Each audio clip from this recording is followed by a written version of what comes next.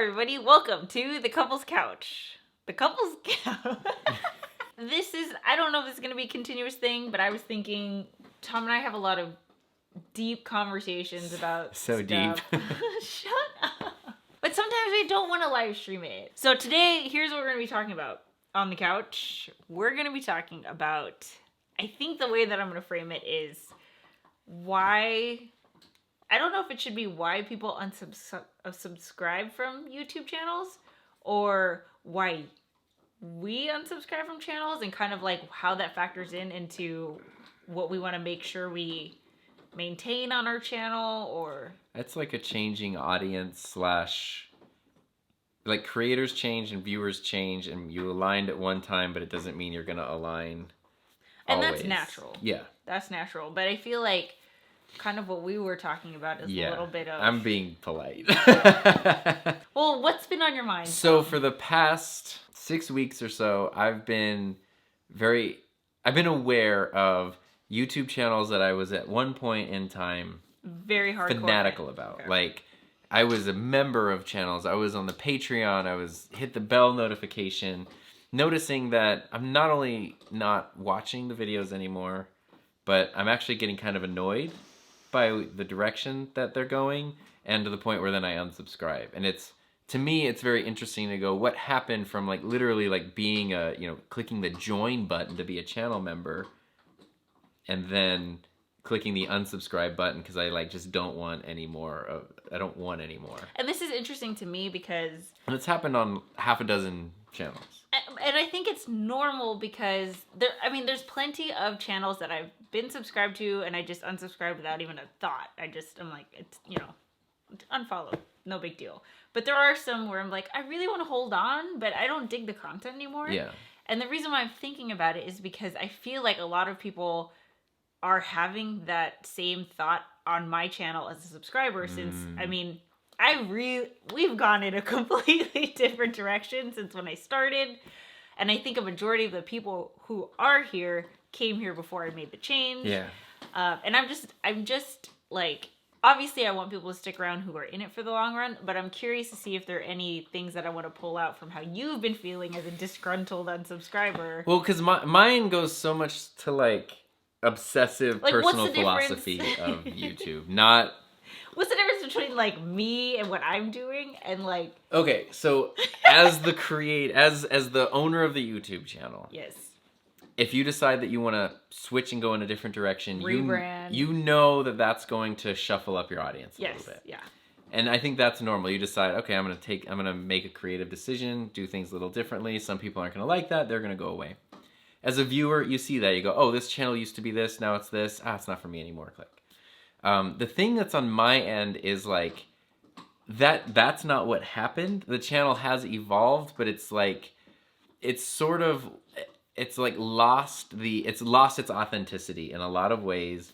And there's a lot of like, maybe it's because I have a YouTube channel myself, so I can like see the matrix of like, oh, I see what's happening here. Like, this isn't the like, aw shucks thing that it's kind of being played off as. There's something, not necessarily that it's sinister, not that nobody's doing anything wrong. It's just like personal preference philosophy. It's really comes down to, oh, I don't like this and I wouldn't want to do this. So I'm like being hyper aware of why I don't like it.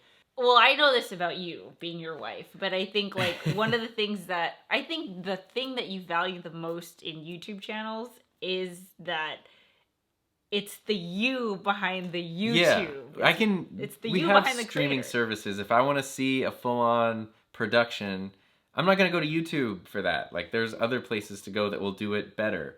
YouTube, I want to do something that other people can't do. We saw that at the beginning of the pandemic when all the network shows were trying to do stuff from home, and like a lot of them were just failing miserably. And it was like, why can't NBC perform as well as like a college student in their dorm doing this? And it's because it's a very different context and very different muscles. Yeah. It's not about somebody growing like, oh, it's like that band was cool before they were popular. Yeah, they sold out. It's not that. I'm still a huge fan of channels that have tens of millions of subscribers. Okay. It's not about hiring a team of people, although that does tend to irk me because it's like, I want to see you. I don't want to see what your production company can produce.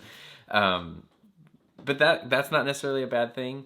It's when that stuff is kind of hidden, and when the person who's the face of the channel still promotes kind of just the like, I'm just someone who's just making videos, you know, like I don't even know, like, oh geez. It's the I just woke up like this. Yeah, it's just that, and it's like, no, there's like a massive strategy. No, it's like you woke up, you put makeup on. Yeah, there's a huge infrastructure here, which is fine, but you not acknowledging it, it just bothers me because it's like you're hiding something. And then in a weird way, what bothers me also is then I see other people who are influenced, especially when this happens on larger channels, they're really influenced by it. And they're trying... You can really see that it starts a trend. It starts trends, but it also starts trends of people thinking, like, I'm going to do what they do, and then I'll be like them, except, one, that is silly, because you should be inspired, but do your own thing, regardless.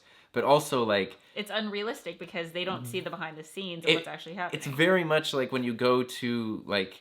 I don't know, when you're in the checkout lane of the grocery store, and there's the magazine with, like, a celebrity that's, like, a perfect body and all this stuff, and it's, like... People look at that and think that they want to look like that. And it's like, that person doesn't even look exactly like that, because that's like so photoshopped and sculpted, and they were on a crazy diet for 6 weeks before this photo shoot. So like, they don't even look like that right now. And you're not going to look like that. So like, and that just irks me when YouTube at its core is such an opportunity for people to just express themselves, share their thing. And, you know, you really get to connect in a way that it bothers me. It bothers me when I see YouTube recreating the TV and film industries that, like, it was such a great escape from. Oh. In terms of everything. Oh, wow, I never even thought about that. Because I feel like one of the videos that we saw yesterday was, like, the pride of the YouTube career was being able to jump and make the switch into the which is like, that's traditional video world. And that has been a thing, which it makes sense. It's 2020, like, people are going to start a YouTube channel, find opportunities, get outside employment. Like, you know, their YouTube doesn't have to be their whole existence. But the thing about that is, like, if you wanted, especially this is because I deal with, like, so much of, like, the photo, video, that area of YouTube. I don't know how this is on other corners of it, but in the, like, film industry, if you wanted to get a job there, you had to, you know, really just, like, network, work, pay your dues, do that stuff. Eventually, you get, like, it's very difficult. You get a union position, then you get decent pay, you get good benefits, you get a little bit of job security as much as possible, you know, and you kind of jump from bigger project to bigger project. And then YouTube showed up, and it was like, oh, no, instead of doing that and, like, this gatekeeping system, I'm just going to make my own thing, and it's already done because I wanted to do it.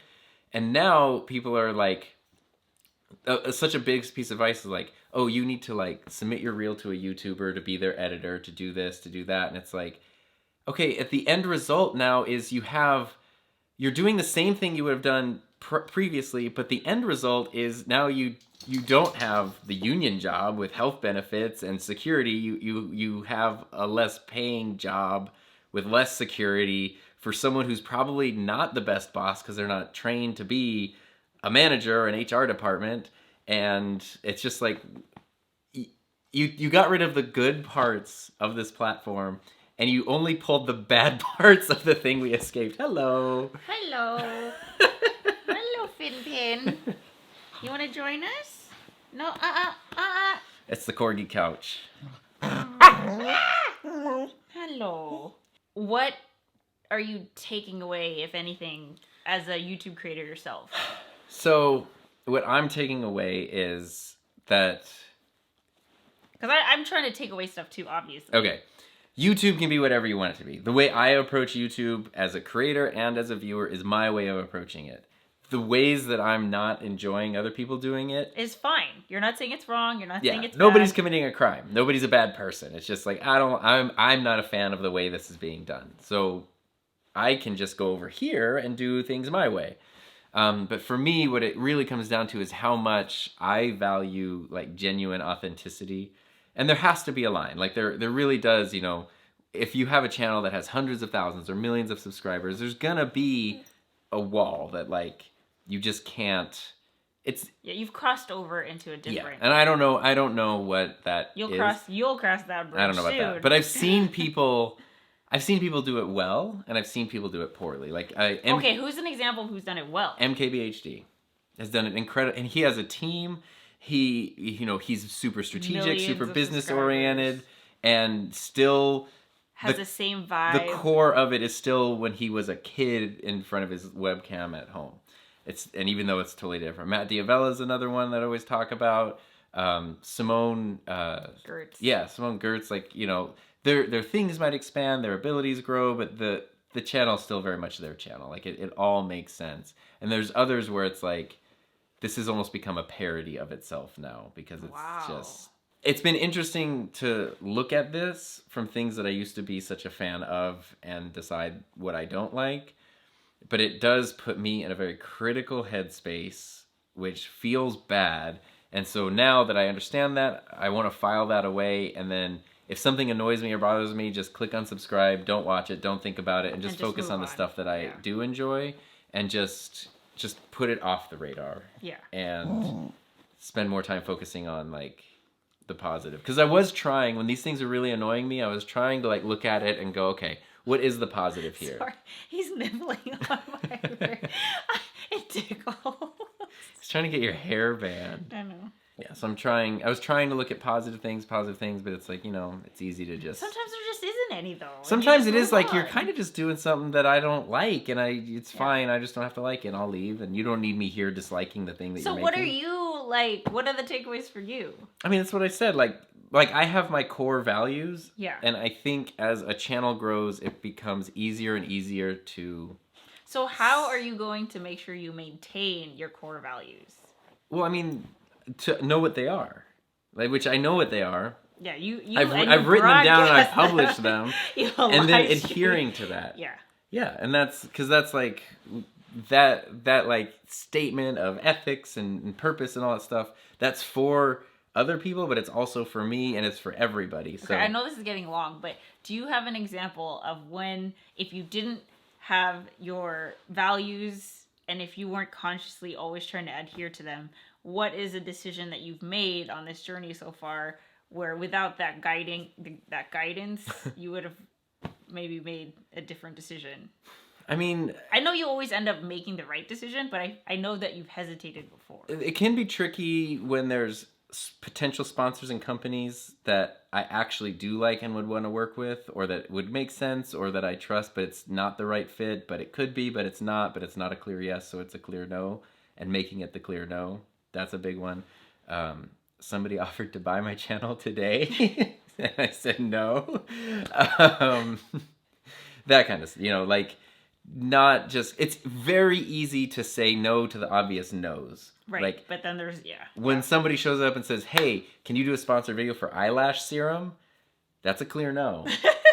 But when a company whose products maybe I bought or service I use or has a really good ad campaign and is reliable and is a good company shows up and says, hey, we want to work with you on a sponsored thing, and I'm still like, when I just think of like, this video is sponsored by blah, blah, blah, and it turns my stomach in a way for some reason, no. And that just is what it is. So the takeaway is that it's not about selling out. It's not about because you've grown to a certain size, it's unrelatable or anything. It's how you're managing. It's not even. It's how you manage it and how transparent and open you are about things. It doesn't mean you have to go like, here's my payroll with every expense and everything. But it's like, like we were talking about PewDiePie, who has an editor who's part of his channel. Yeah, like everyone knows. Everybody knows he's not the one editing the videos, his editor is, but he's a character, he's part of it. In some other cases, people will have that editor that does everything. And not... But act as if they're the ones that are creating everything. Yeah, like my videos. And yeah, and it's like, that's weird because you're not doing it. And like what if this whole time for years, PewDiePie were like... pretending that he was the one making all his own videos, and then suddenly it came out that like he's been using editor for 2 years. It's not even pretending. It's more of like, a mission of truth. I guess that's true. He wouldn't be saying no, but it would just be like, the edit of this is going to be crazy. Oh, man. Yeah, exactly. And it's like, but it just sort of like making it kind of seem like not raising the question, not acknowledging that there are other helpers out there. I don't have to worry about that because I'm super transparent. I think because I'm so transparent, I don't think it's something I have to worry about. And whether it's really more about like, if you want to stick around for the journey. I'm here. Like, if you're changing your channel because you want to go in a different direction, and people decide that's not for them, your audience recalibrates. I don't think there's anything wrong with that. That's normal. If somebody subscribes to a channel and the channel evolves over time, it's not for you and you leave, that's fine. It's when we, you know, as silly as it sounds, when someone does subscribe, there's sort of like this little agreement, you know. They're wanting more kind of this thing here. I've opted in to receive this content that I'm expecting to get. And you know, you as the creator are going to kind of go over here, but if suddenly you're like, there's just sort of like a veil between you and them, and there's that just builds sort of a relationship of mistrust and inauthenticity and questionable motives and, you know, that kind of stuff. And that's what you want to avoid. Like, you know, the people who will literally say like that they don't want to make their video, but they have to because they know the algorithm requires it or whatever. It's like, that's how you're going to start a video? Like, why would I watch that? Yeah. So how'd you like Couples Couch?